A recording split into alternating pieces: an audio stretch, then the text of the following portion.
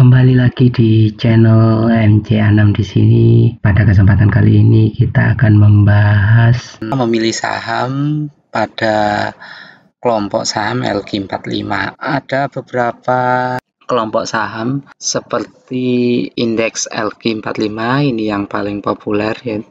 Kemudian indeks IDX 30, indeks IDX 80, indeks IDX Value 30 atau IDXV 30, indeks IDX Growth 30, indeks Kompas 100, indeks IDX SMC Composite, IDX Small Mid Cap, kemudian indeks saham syariah Indonesia, indeks IDX BUMN 20, dan masih banyak lagi. Kelompok-kelompok itu yang paling populer ada indeks LQ45.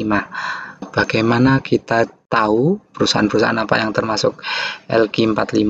Anda bisa download di sahampopuler.blogspot.com. Kemudian di sini ada ringkasan performa perusahaan LQ45.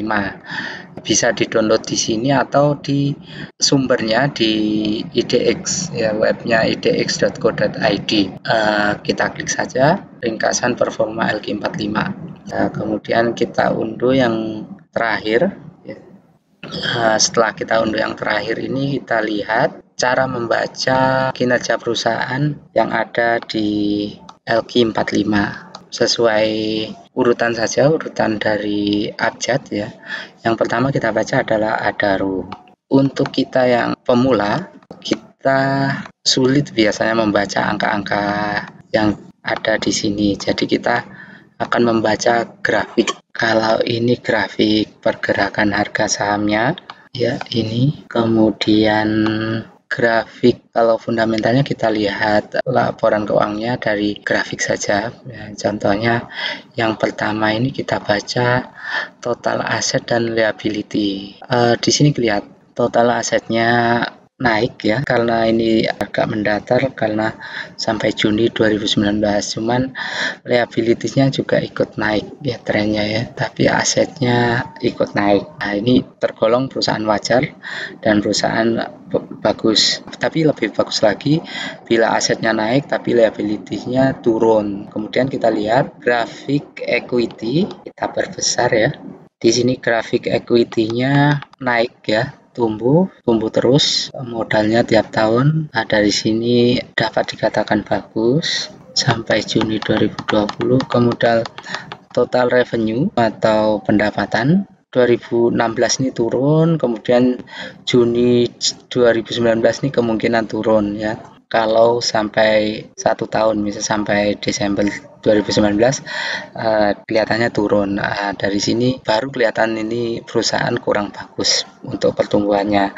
Kemudian profitnya dari grafik ini masih lumayan bagus. 2018 turun, 2019 kemungkinan masih naik ya sampai akhir tahun. Di sini laporan keuangannya sampai Juni 2019 ya, belum sampai Desember 2019. Biasanya keluar laporannya di awal tahun Februari atau Maret 2020. Kemudian dari sini kita simpulkan Adaro ini untuk growth revenue dan profit kurang bagus. Kemudian kita lanjutkan ke saham Akra, ini pergerakan harganya. Kemudian dari fundamentalnya sampai Juni 2019 kelihatan bagus ya, naik. Kemudian utang juga naik setara, tadi mirip dengan Adaro. Kemudian total equity bagus. Kita lihat revenue sama dengan Adaro, kemungkinan turun di 2019 sampai Desember ini. Kemudian profit turun lebih rendah daripada Adaro. Jadi perusahaan ini untuk growth revenue dan profit juga kurang bagus. Kemudian kita lihat Antam, total asetnya mirip dengan Adaro, masih bagus. Ini sampai Maret 2019 segini ya. Mungkin kalau sampai 31 Desember pasti tinggi total asetnya. Kemudian equity sama, lebih tinggi nanti kemungkinan total equity. Kemudian total revenue sama dengan Adaro ya, kemungkinannya masih turun. Kemudian profit untuk periode ini sini kemungkinan juga turun.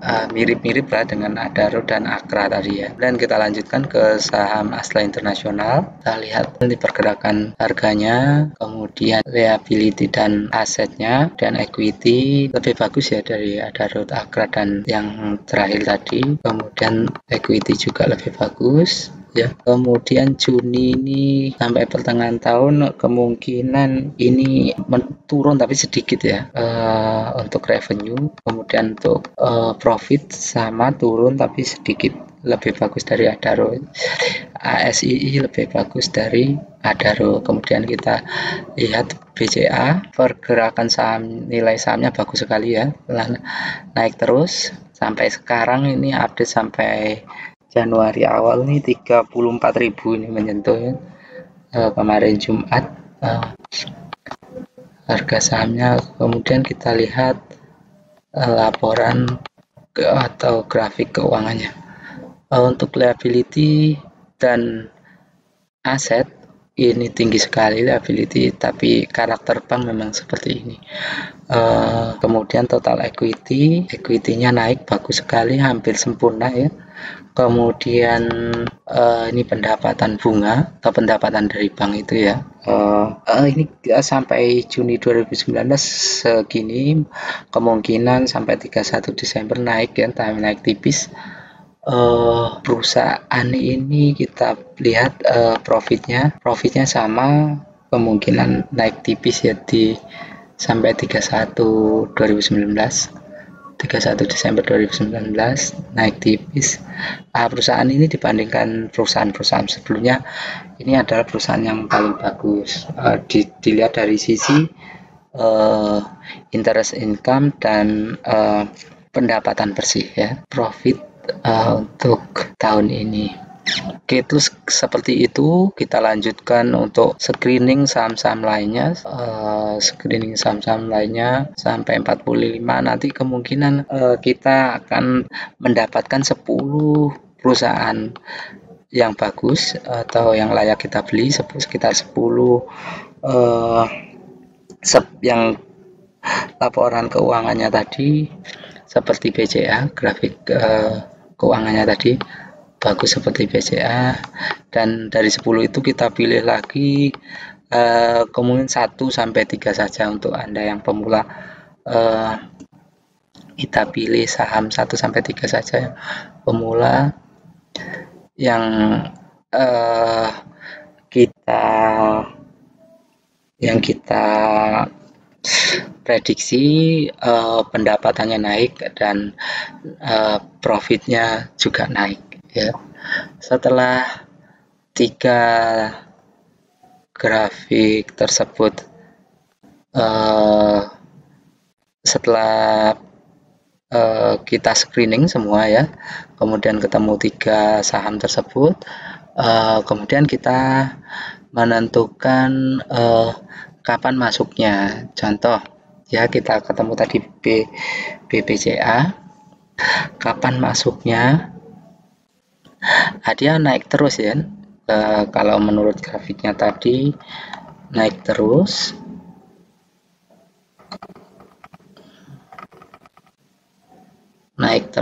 Jadi kalau bisa ya cari momen-momen yang seperti ini kita masuknya untuk saham-saham BCA, tapi momen-momen ini langka ya, termasuk dia naik terus ini. Jarang ketemu momen-momen seperti ini. Ini gara-gara apa ini ya? Mei 2020 mau menghadapi pemilu, dia turun ya. Seperti ini kita beli, nanti kita akan mendapat profit yang signifikan untuk Bank BCA. Demikian pertemuan kali ini. Sampai ketemu kembali di tips-tips atau tutorial berikutnya yang lain. Jangan lupa yang belum subscribe channel ini dan klik lonceng notifikasi agar Anda tidak ketinggalan tips-tips dan tutorial berikutnya. Share bila materi ini bagus untuk Anda dan sangat membantu. Kemudian jangan lupa di komen ya, materi-materi apa yang akan kita bahas berikutnya. Sampai ketemu lagi di channel Belajar Investasi bersama MCA6. Salam sukses dan cuan selalu untuk Anda.